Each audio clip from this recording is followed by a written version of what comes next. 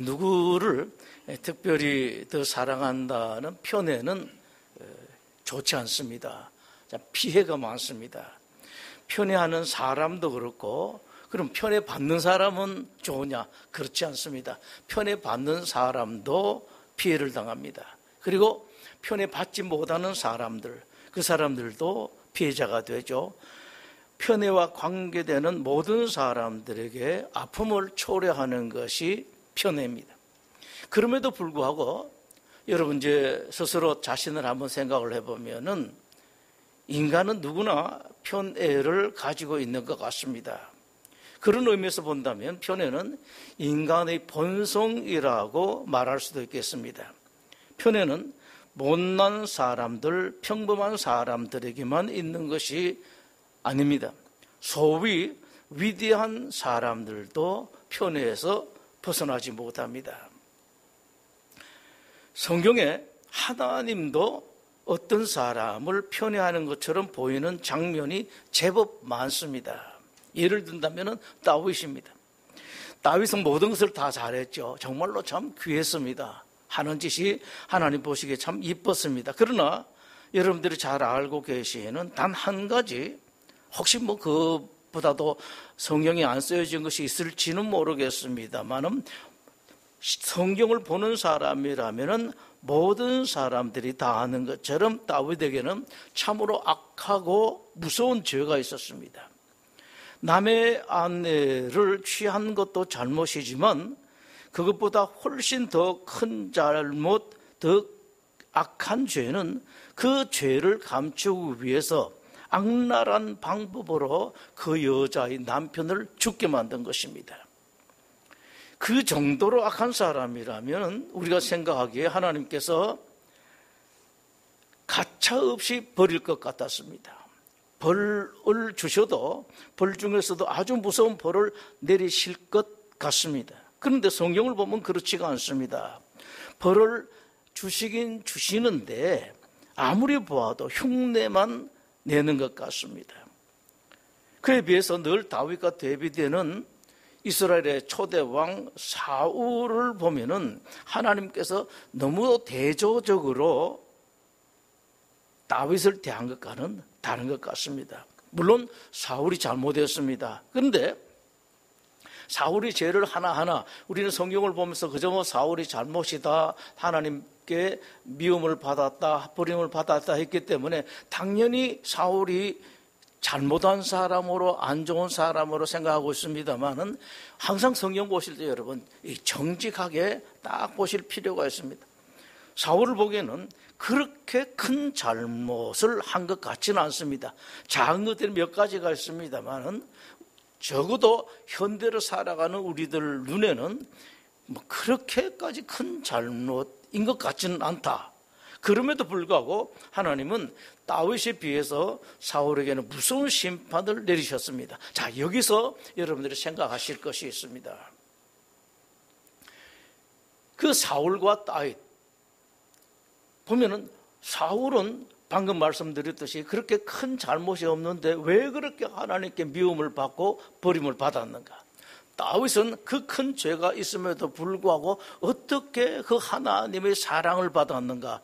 여러분들 잘 보실 필요가 있습니다. 어떻게 보면은 상당히 인생 삶의 효율성의 문제가 될 수 있을 것 같습니다. 또 하나님 편애가 유명한 것이 하나 있습니다. 야곱입니다. 로마서 9장은 이런 말씀을 하세요. 리브가가 임신을 했는데 그 자식들이 아직 나지도 아니하고 당연하게 무슨 선이나 악을 행하지 아니한 때에 큰 자가 어린 자를 섬길 것이라고 말씀을 하십니다. 큰 자, 쌍둥이인데 에서가 있죠. 그리고 야곱이 있는데 큰 자가 아직 태어나지도 않았습니다. 알지도 못하는데, 어떻게 생긴 것도 알지도 못하는데 형이 동생을 섬길 것이라고 하나님께서 말씀하십니다. 즉 이것은 형으로 하여금 동생을 섬기도록 하겠다, 동생을 섬기는 자가 되게 하겠다라는 그 말씀입니다. 그리고 또 로마서 9장 13절에는 이런 말씀까지 하세요. 내가 야곱은 사랑하고 에서는 미워하였다라고 말씀하십니다. 언제 이 말씀을 하셨는가 하니까 두 아이가 아직 태어나지도 않았을 때, 어머니 태중에 있을 때 하나님께서 그렇게 말씀하셨습니다. 누가 잘못한 것도 없고 또 누가 잘한 것도 없는데 어떻게 하나님께서 태어나지도 아니한 아이들에게 그렇게 말할 수가 있겠습니까, 여러분? 자, 여러분 이해가 되십니까? 자, 이런 걸 여러분들이 잘 보셔야 돼요. 이해가 안 된다. 이건 도무지 이해가 안 되는 일이다. 아무 까닭 없이 왜 사람을 사랑하는 거 좋습니다. 그런데 편애를 약간 하시는 게 있을 수가 있는데 한 사람은 왜 그렇게 싫어하시고 미워한다까지 하나님께서 말씀을 하시는가? 이사야 43장은 이스라엘 민족, 이스라엘에 대해서 심한 편애를 드리는 말씀을 하십니다. 지금 이스라엘 아주 어려움을 겪고 있습니다. 그 이스라엘에게 하나님께서 이렇게 말씀을 하세요. 야곱아, 너를 창조하신 여호와께서 지금 말씀하시느니라. 이스라엘아, 너를 지으신 이가 말씀하시느니라. 너는 두려워하지 말라. 내가 너를 구속하였고 내가 너를 지명하여 불렀나니 너는 내 것이라. 내가 물 가운데로 지날 때에 내가 너와 함께 할 것이라. 자, 여러분에게 주시는 말씀이니까 여러분 잘 들으시기 바랍니다. 그리고 이런 말씀 들을 때는요, 조금 세상 사람들이 보기에 바보스러울 것 같지만은 너무 크게 말고 속으로 아멘 아멘 하셔야 돼요. 왜냐하니까 여러분에게 주신 말씀이고, 다시 말씀드립니다. 내가 물 가운데로 지날 때에 내가 너와 함께 할 것이라. 여러분의 부모가 아닙니다. 세상을 지으신 창조주, 세상의 주인이신 하나님께서 말씀하시는 겁니다.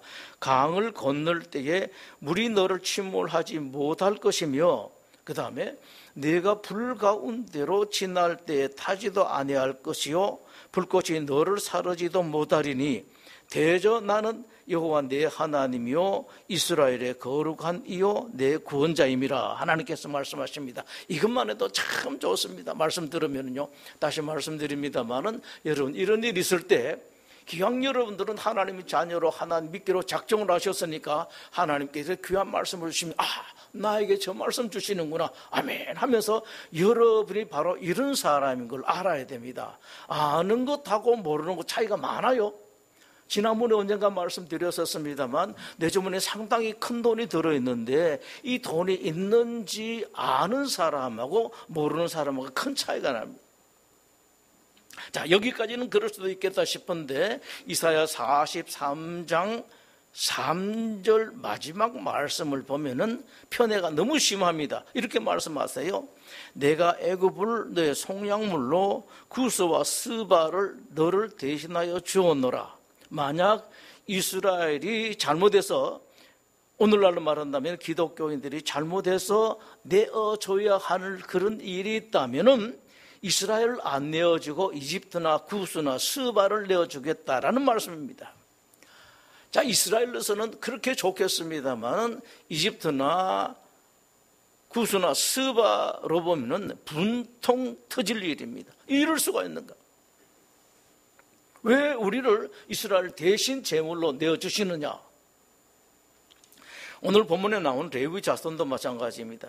이스라엘 12지파 중 하나님께서 레위 지파를 특별히 아끼는 것 같습니다. 아주 편애하는 것 같습니다. 자, 전쟁할 때 한 사람의 군인이 아쉬울 판에 레위 지파를 군대에서 면제시키라고 하죠. 12분의 1이에요. 대단한 일을 시키려고 먼저 시킨 것도 아닙니다. 회막 설치하고 그 다음에 움직일 때 다시 뜯고 이동하고 관리하는 그야말로 별것 아닌 일, 전쟁을 하면서도 얼마든지 할 수 있는 그런 일을 위해서 이스라엘 총 인구 중에 12분의 1을 징집해서 면제시키겠다라는 것입니다. 인구조사 때에도 다른 지파는 대충 인구조사를 하는 것 같은데 레위 지파에 대해서는 아주 세밀하게 조사하게 지시하셨습니다.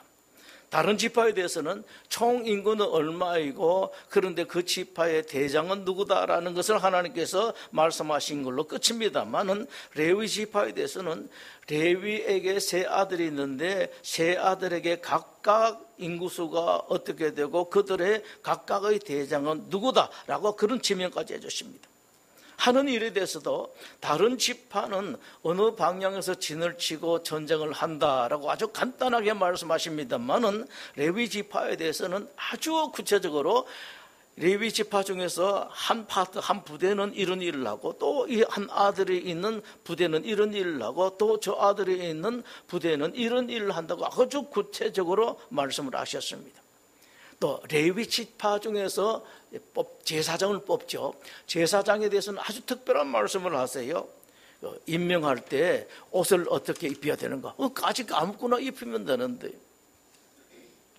오늘날도 보면은 목사님들 중에서 가운을 입을 때에 맞아 흰 옷 입고 여기다 또 이제 뭐 박사 학위를 받으면 박사 이 표시도 하죠. 세계 이렇게 병장처럼 이렇게 표시하는 그런 것도 하고 또 이렇게 뭐 후드도 하고 뭐 여러 가지 많이 합니다. 여러 가지 하는데 그냥 여러분 모양만 내려고 까닭 없이 하는 게 아니에요. 그게 다 근거가 있습니다. 뭐 저는 목회하는 내내 검은색 가운 그 하나만 입고 했습니다만 아직까지 남아 있습니다. 한 30년 넘게 썼는데 남아있고 그건 귀하게 제가 보관을 하고 있습니다. 그렇게 구체적으로 이런 옷 저런 옷 입으라고 말씀을 하시고 뭐에 뭐 달고 어떤 걸 뭐 달고 뭐 구체적으로 말씀하십니다. 모자를 어떤 것을 써야 된다 거기까지 말씀해 주십니다. 그리고 제사장을 위임할 때 오늘날도 목사님들 위임할 때 위임 목사가 되면은 위임하는 식이 있습니다. 그 위임식도 아주 거창하게 합니다. 그리고 그 거창하게 하는데 기간도 상당하게 오래오래 합니다.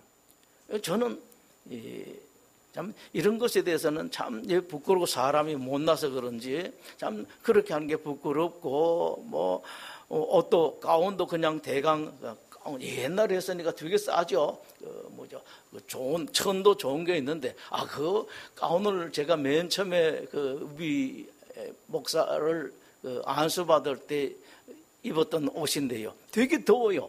되게 더워가지고 옷도 좀 좋은 거 할 수 있는데 첫 번째 제가 목사 될 때에 만드는 옷이기 때문에 함부로 바꾸기도. 그래서 자꾸 교인들이 어떤 분들은 보면은 이런 가운 제 사이즈를 알기 때문에 해주십니다만은 체면상 한두 번 입고요. 그 옷을 안 입고 맨 처음에 입었던 그 옷을 입습니다. 근데 대단합니다. 성경을 보면은. 심지어 레위인들을 위해서 아예 성경책 한 권을 할애까지 했습니다. 그 책이 어떤 성경책입니까? 레위기지 않습니까? 레위인들이 하는 일, 레위는 어떻게 한다라는 것을 구체적으로 책 한 권을 아예 할애를 했습니다. 이 모든 것을 보면 하나님께서 레위인을 대단히 중하게 여기시고 귀하게 여기시고 그 레위 지파에 비해서 다른 지파는 별것 아닌 것처럼 여기시는 것 같은데 자 여기서 여러분 아시죠? 여러분 아십니다. 그럴 리가 없다라는 겁니다. 우리 하나님은 그럴 리가 없다. 특히 하나님께서 레위인에 대해서 뭐라고 말씀하십니까? 레위인은 내 것이다라고 말씀하시잖아요. 레위인들이 이런 소리만 들으면 좋겠습니다만은 나머지 12지파들 11지파인데 그 요셉 지파는 두 개로 쪼개졌어요. 에프라임과 므낫세 이렇게 쪼개졌기 때문에 12지파입니다. 다른 지파는 그럼 하나님의 것이 아니라는 소리입니까? 목사만 하나님이 내 것이고 그러면은 일반 신도들은 아니라는 말씀입니까? 절대로 그럴 리가 없는 하나님이거든요. 당장 여러분들이 이런 가면은 무슨 특별한 뜻이 있다라는 것을 알아야 됩니다. 하나님께서 무엇을 우리들에게 말씀하신다. 이걸 여러분들이 캐치할 줄 아셔야 됩니다. 여러분 주변에도 보면은 이런 분들이 계시죠. 참 나는 열심히 하고 성실하고 정직하고 착하게 했는데도 참 잘 안 풀리는데 어떤 사람 보면은 참 정직한 것도 아니고 뭐 성실하고 착한 것도 아니고 또 귀한 것 같지도 않은데 이상하게 복을 받는 것 같이 보이는 사람들이 있죠. 그럴 때 여러분들이 어떻게 해야 되겠습니까? 참 조심하고, 저 사람 아무것도 아닌데 왜 그런가, 나는 왜인가, 이렇게 하면은 정말로 바보 같은 사람들이, 그런 사람은 당하고 또 당합니다. 거기에 대해서도 뭔가 내 눈에, 우리들 눈에는 보이지 않는다 하더라도 하나님 눈에는 뭔가 다른 것이 있을 수 있다라는 것을 여러분들이 아셔야 된다고요. 반대도 마찬가지고요. 다윗도 그렇습니다. 하나님께서 왜 그렇게 다윗을 귀하게 여기시고, 성경을 보면은요, 정말로 다윗 하고 노래하시는 것 같아요. 그거 보면 역사서를 보시면 열왕기, 그다음에 역대 보면은요, 얼마나 다윗을 노래하는지 몰라요. 근데 그냥 우리 눈으로 보면은 저렇게 말씀하실 것까지 별것 아닙니다. 그런데도 왜 그렇게 하시는가? 야곱도 그렇습니다. 야곱 성경 보면은 이쁜 구석이 별로 없습니다. 근데 이제 야곱을 목사님들도 막 참 귀하게 말씀하시고 그렇게 하죠. 특히 야곱이 이스라엘이기 때문에 더 그렇게 말씀을 하십니다. 근데 성경을 읽어보면은 우리가 정직하게 하면 쭉 아무 선입견 없이 읽어보면은 야곱보다는 그 형 에서가 더 이쁘게 보여요. 형제간도 우애도 그렇습니다. 형이 늘 동신 찾아와서 챙겨주고 하는 것을 볼 수가 있습니다. 그럼에도 불구하고 하나님께서 그토록 야곱을 편애하셨습니다. 이런 일이 있을 때에 여러분들이 꼭 하실 것이 있습니다. 그러면은 어떤 것이냐?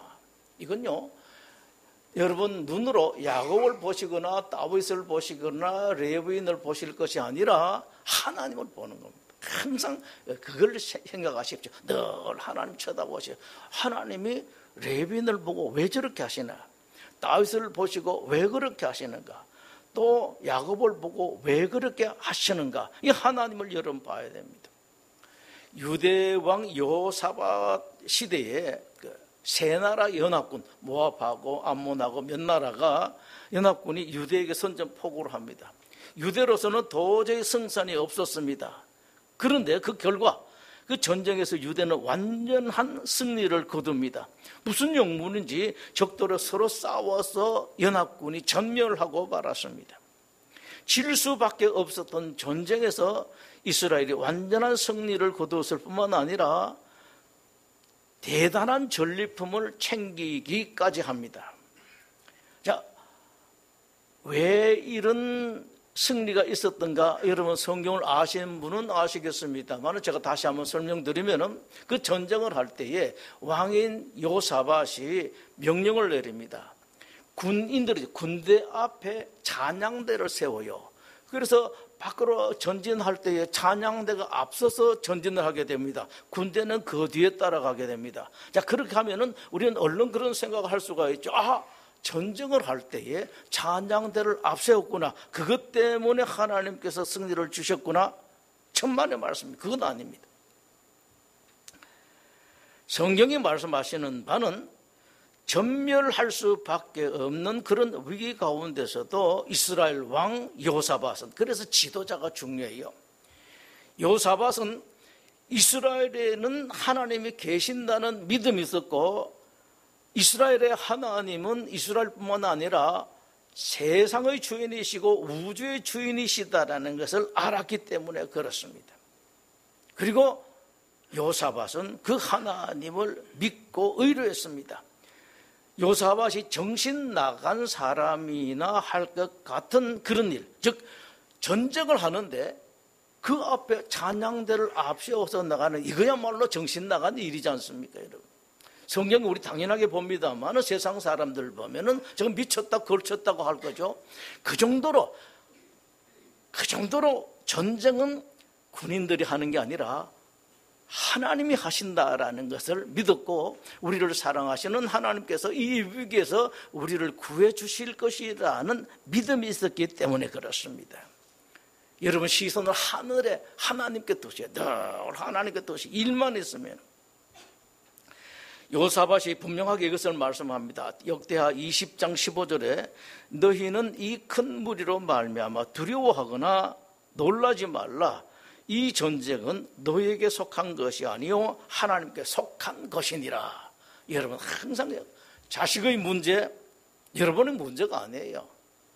그것도 일종의 전쟁인데 그건 하나님이 쥐고 계시고, 경제 문제도 마찬가지고 건강 문제도 마찬가지고, 약간 덜 떨어진 사람처럼 믿음을 가지고 사십시오. 그래도 실제에 있어서는 조금씩은 손해볼지 몰라도 크게는 절대 손해보지를 않습니다. 근데 이걸 모르고 손해를 자꾸 크게 볼까 싶어가지고 그 믿음을 하나님께 드리지를 못해요. 하나님 그렇게 신뢰하지를 못합니다. 그러니까 하나님도 너무 멈칫멈칫하시죠. 이거 뭐 줄까 말까. 좀 믿는 거, 찔끔찔끔 믿는 거 보고 하나님도 찔끔찔끔 주시는 것, 그 정도밖에 되지 않는 것 같습니다. 하나님의 사람들은 무슨 전쟁이든지 전쟁은 하나님께서 하신다라는 것을 알아야 됩니다. 세상이 많이 힘들죠. 정말로 힘듭니다. 앞으로 점점 더 힘들어질 것입니다. 훨씬 어렵고 복잡한 일들이 많을 겁니다. 제가 며칠 전에 어떤 노인 한 분을 만났는데, 연세를 제법 많은 분인데, 그분 만났는데, 여러분 양해하고 드십시오. 그냥 다른 사람 이야기니까요. 이번에 총선거가 있었죠. 국회의원 선거가 있었는데 그 양반이 분통이 터지려고 그래요. 어떻게 결과가 이럴 수가 있는가? 당연히 그럴 수가 있죠. 왼쪽이 이길 수도 있고 오른쪽이 이길 수가 있는데, 이 양반은 자기가 제가 한 20년만 젊었으면, 한 60대만 됐으면은 내가 이민을 갔을 거라 그래요. 속이 되게 상했던가 봐요. 그거 아닙니다, 여러분. 결과가 딱 나오면 이것도 하나님께서 하신 것이거든요. 그리고 이해 안 될 일들이 참 많다고요. 이해되는 사람도 있습니다만은, 그분으로 보면은, 어떤 사람들로 보면은 이해가 안 될 일들이 앞으로 많을 것입니다. 그럼 여러분이 아실 것은, 나에게는, 우리에게는 하나님이 계신다라는 거, 이건 여러분들이 아셔야 돼요. 이것까지도 하나님께 하셨다. 그럼 속이 덜 상한다. 나에게는 이 세상의 모든 것을 쥐고 계시고 세상의 주인이신 하나님이 계신다라는 것을 아는 것, 이것이 여러분들에게 가장 귀한 일이고 여러분들에게 평안을 주고, 그리고 궁극적으로는 여러분들의 승리를 주십니다. 이스라엘 엘리사 시대였습니다. 당시 중동 패권을 가지고 있던 시리아 장군 중에 나만이라는 장군이 있었는데 나병에 걸렸습니다. 나만 장군이 이스라엘에 유명한 선지자가 있다는 소문을 들었습니다. 그러니까 그 사람들 말로 하면은 효험 있는 점쟁이나 이런 거 사람이죠. 선물을 잔뜩 싣고 엘리사를 찾아가서 치료해달라고 부탁합니다. 그때 엘리사 어떻게 했습니까? 대문 밖에 나오지도 않아요. 집안에 앉아가지고 말 전하죠. 저 요단강 가서 7번 씻으십시오.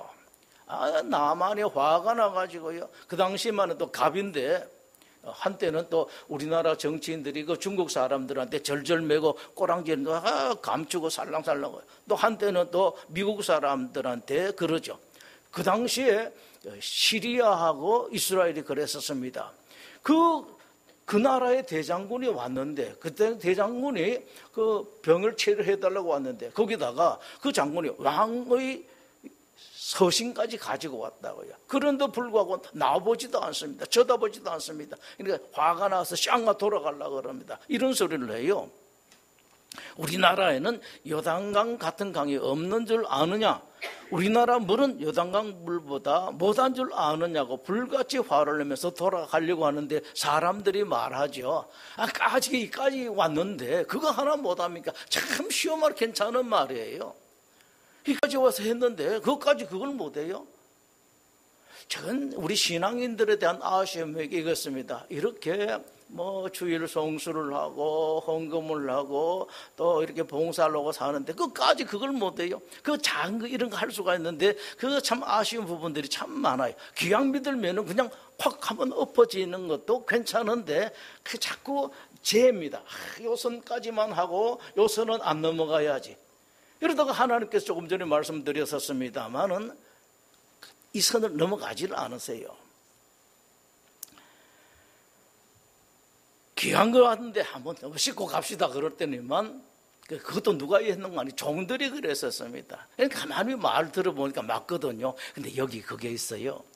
대장군 정도가 되니까 그러니까 들을 귀가 있는 것 같습니다. 근데 가끔씩 우리나라의 지도자라는 사람들 중에 그런 귀가 없는 사람들 때문에 속이 좀 상하기도 합니다. 그래서 저도 뉴스는 안 봅니다. 일치안 보니까 안 보니까 얼마나 시원한지 모르는데 음식점에 들어가면은요, 텔레비를 틀어놓는데 거기 보면은 제가 듣지도 안 합니다. 자막이 가끔씩 보여요. 제가 안 보는 척하고 힐끔힐끔 보거든요.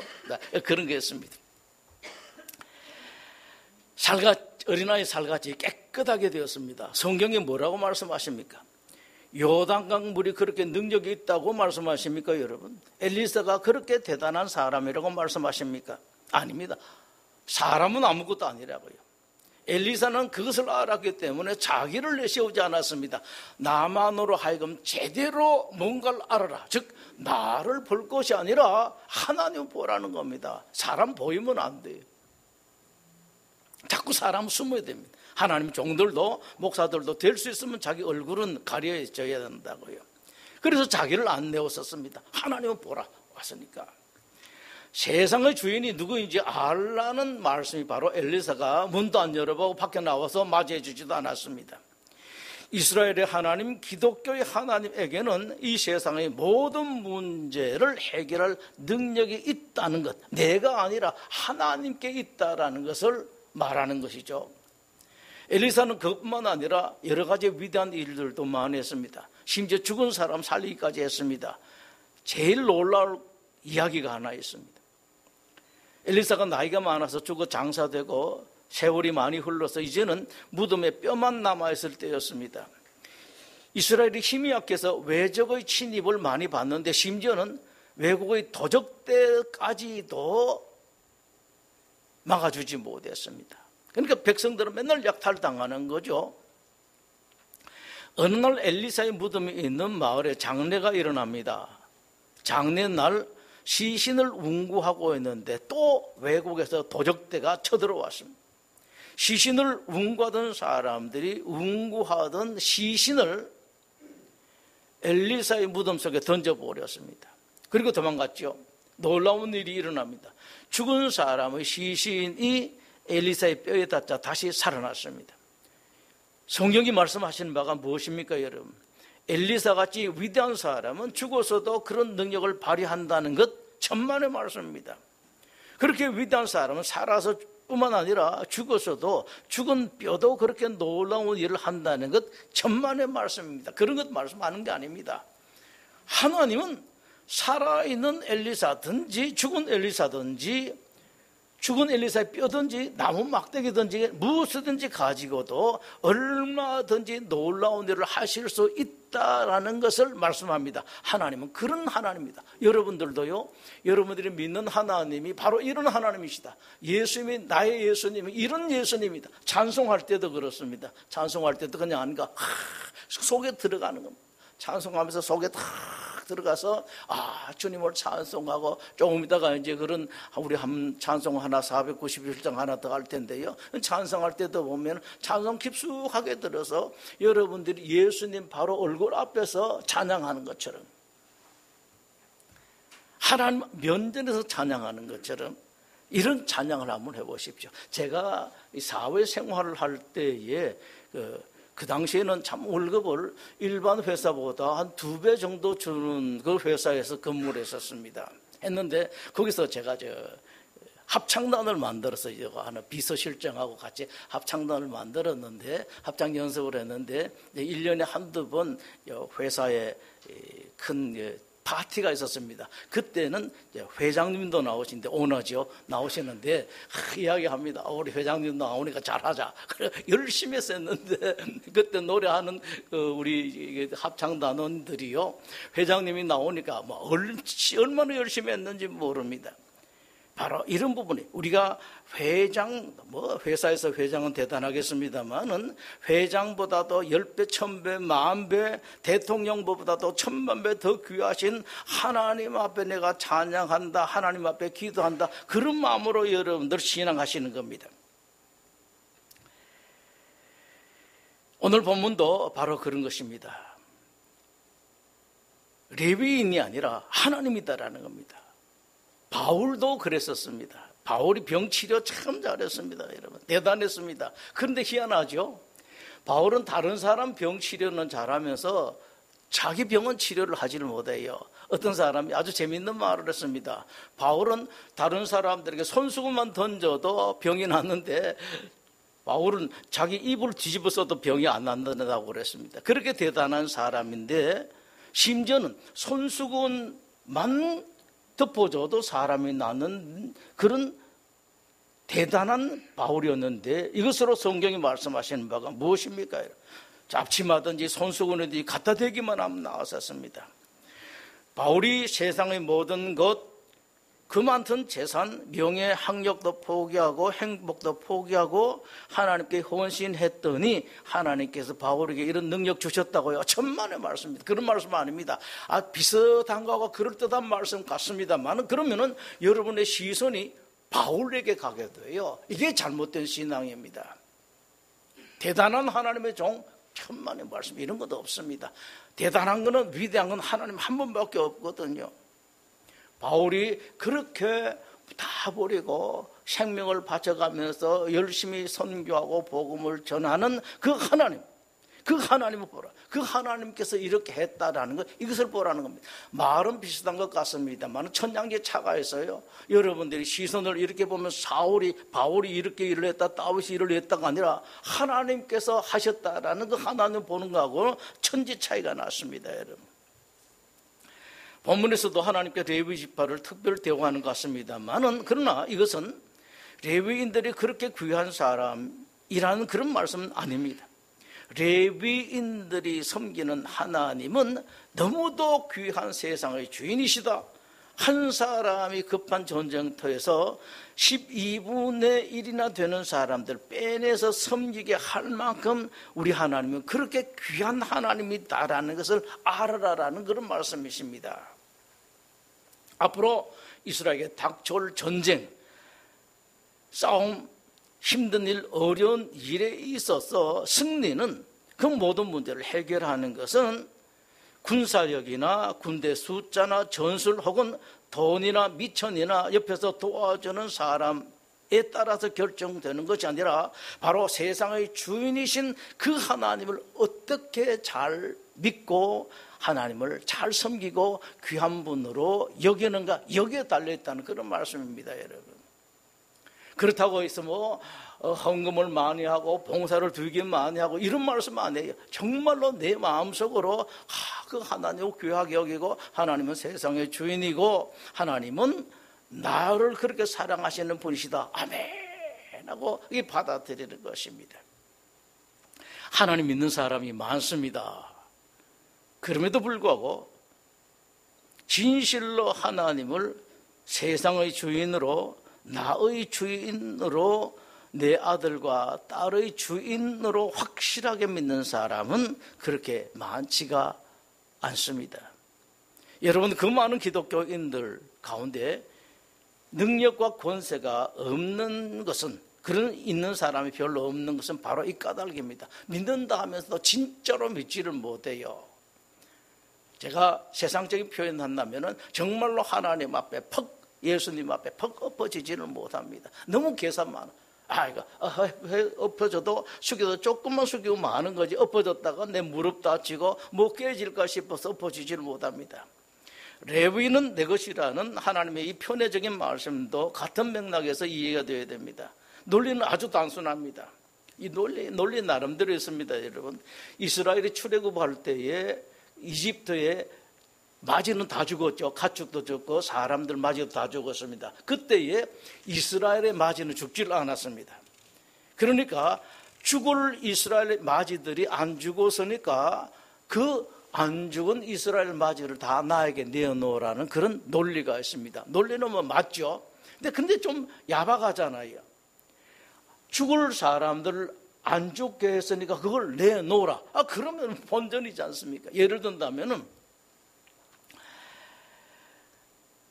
돈을 잃어버렸는데 그 돈을 찾아주면서 당신이 잃어버릴 수밖에 없었던 돈을 내가 찾아줬으니까 다 나한테 내어놓으라는 이런 억부 같은 논리가 있습니다. 지금 어떻게 합니까? 10분의 1 정도는 이제 찾아준 사람이 받아가지요. 그런데 하나님 다 내어놓으라는 소리입니다. 심지어 이런 말씀까지 하세요.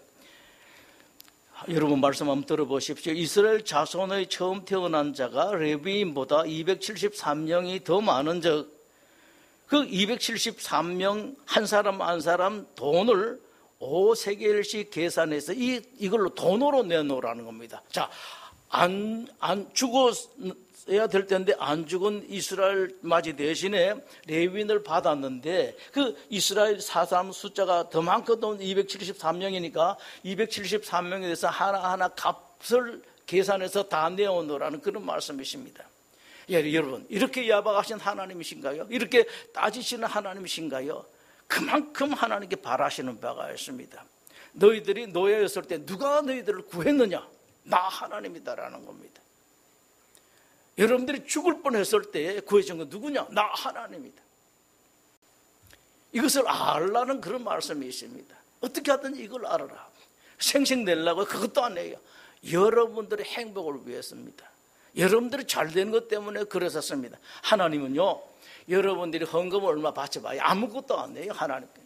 여러분들이 봉사를 좀 하시고 여러분들이 뭘 좀 해도 하나님께는 아무것도 안 합니다. 바다에 돌멩이 하나 던지는 것밖에 되지는 않습니다. 그러나 하나님께는 아무것도 아닐지라도 여러분들에게 대단해요. 하나님 그걸 그렇게 귀하게 하고 계십니다. 바닷물에 하나 던져져서 바닷물 위에 높이가 올라가지도 않지 않습니까? 그럼에도 불구하고 그 하나, 돌멩이 같은 작은 일들 하나, 조그만 물질 하나, 하나님께서는 그냥 보지는 않습니다. 그렇게 귀하게 여기십니다. 내가 하나님께 바쳤다라는 그런 것입니다. 노예였던 이스라엘, 나 하나님이 구했다. 앞으로 여러분들 힘들고 어려울 때에 여러분들 가지고 있는 미천, 돈, 보험 이런 것이 아니라 바로 내가 여러분들을 도와줄 수가 있고 내가 여러분들을 구원할 수 있다라는 그런 말씀, 그것을 알아라라는 말씀이십니다. 승리의 결정권자가 누구인지 제대로 아는 사람이 승리를 합니다. 어저께 제가 소설을 하나 봤어요.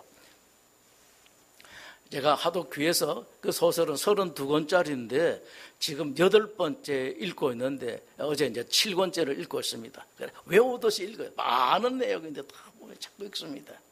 근데 그 가운데 보니까 전쟁을 하는데 도쿠가와 이에야스하고 이 다른 사람들 전쟁을 하는데 그 중에 조그만 성인 하나 있습니다. 이게 자기는 힘이 아무것도 없어요. 왼쪽에도 쳐들어와도 넘어지고 오른쪽에 쳐들어가고 넘어지는데 이 사람이 이 성이 살 수 있는 방법은 딱 하나입니다. 승리하는 편에 붙는 거예요. 패배하는 데 붙었다가는 박살이 다 나고 뭐합니다. 근데 이 사람 고민을 해요. 도대체 누가 이기겠느냐, 승리하겠느냐. 그래서 여러 사람들이 소위 말하는 천하를 아는, 천지를 아는 사람 보기만 하고 그럴 비슷한 사람은 있으면 묻습니다. 누가 이기겠습니까? 묻습니다. 이기는 편이 붙어야 되거든요. 사실은 인생도 마찬가지입니다. 돈이 우리한테 승리를 주느냐? 어떤 나를 도와주는 사람들이 승리를 주느냐? 방식이 인간의 지혜가 승리를 주느냐? 하나님이 승리를 주신다라는 것을 아는 사람, 이 사람들이 승리를 합니다. 하나님이 어떤 분인지를 제대로 알고 전적으로 하나님을 믿고 의지하는 이것이 힘든 세상에서, 어려운 세상에서 승리하는 길입니다. 그러기 위해서 여러분들이 계속 아실 것은 과거에 하나님께서 어떻게 하셨느냐, 그리고 그 결과가 어땠는가 여러분 잘 아시는 거예요. 그래서 저도 압니다. 저도 본래 이제 글을 쓰던 사람에 대해서 이런저런 말은 많이 할 수가 있습니다. 그런데 바보스럽게 맨날 같은 이야기, 성경 이야기만 합니다. 그것은 여러분들이 하나님께서 과거에 어떻게 하셨는지를 제대로 알고 그 하나님으로부터 은혜를 입는 사람들, 그 하나님으로부터 승리를 얻는 사람이 되도록 하기 위해서 저도 여러분들 듣기 좋은 소리를 만들 줄도 알고 따올 줄도 압니다. 근데 될 수 있으면 그걸 안 하려고 그래요. 그러니까 재미가 없죠. 제가 설교가 재미가 없습니다만은 제가 재미있게 하려고 그러면 사회에서 글 쓰면 되는데 글 쓰고 그렇게 하면 되는데 뭐하러 목사가 되겠습니까, 여러분? 그것 때문에 어떻게든지 그냥 한 글자라도 한 마디라도 하나님을 더 여러분들에게 전하기 위해서 목사가 되었는데 그걸 전하려고 이렇게 고집을 피우고 있어요. 은퇴하고 난 뒤도 고집을 피우고 있습니다.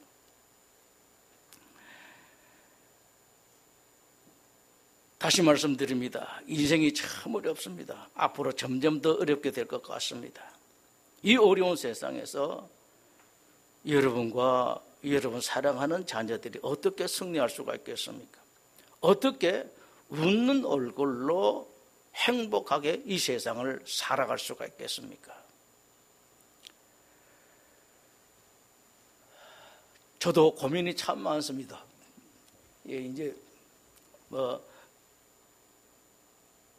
이제 초등학교 다 끝나고 곧 그렇게 커나가는 이 손주들이 있는데, 딸, 아들, 자식들은 큰 걱정 안 해요. 자필자기 살아갈 때 요놈들이 어떻게 행복하게 살 수가 있을까?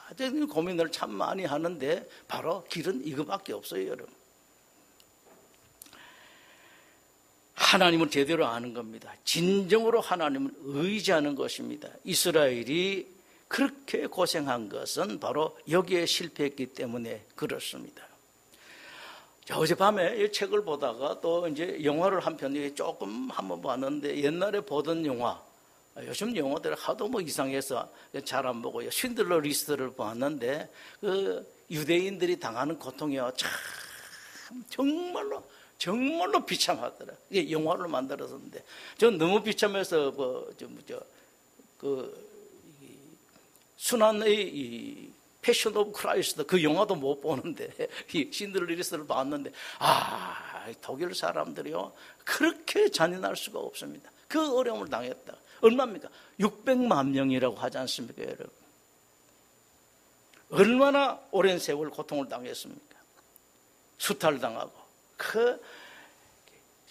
먼저 기차 타고 가거라 그러는 거 다 하고, 짐은 나중에 붙여주겠다 그러놓고요, 나중에 짐을 터는 사람, 정리하는 사람 따로 나오고, 다 해가지고, 돈 부치, 폐물 부치 하면서 이거 다 하고, 심지어는 그 금리빨, 이런 것들도 다 이렇게 모아서 분류하는 사람들이 있더라고요. 보고, 제가 보다가 가슴이 아파서 더 보지를 못해서 그 정도입니다. 왜 이런 고통을 당했습니까, 여러분? 이 하나님에 대해서 실패했기 때문에 그렇습니다. 자기네들이 믿고 싶은 대로 믿었기 때문에 그랬었습니다. 하나님을 제대로 알고 진정으로 하나님을 의지하는 것입니다. 이것을 정확하게 말한 이스라엘의 유명한 예언자가 있었습니다. 호세아라는 선지자입니다. 이스라엘이 완전하게 망하기 전 3,000년 이상 나라가 무너지기 전 바로 전에 호세아가 이런 말을 찢어지는 가슴을 안고 했습니다. 호세아 6장 1절에 이렇게 말합니다. 오라, 우리가 여호와께로 돌아가자.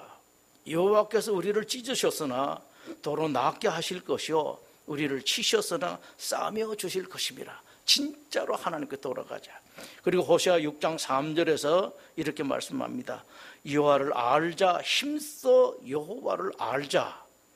그의 나타나심은 새벽빛까지 어김없나니, 비와 같이 땅을 적시는 늦은 비와 같이 우리에게 임하실 것이다. 그러니까 하나님을 알자.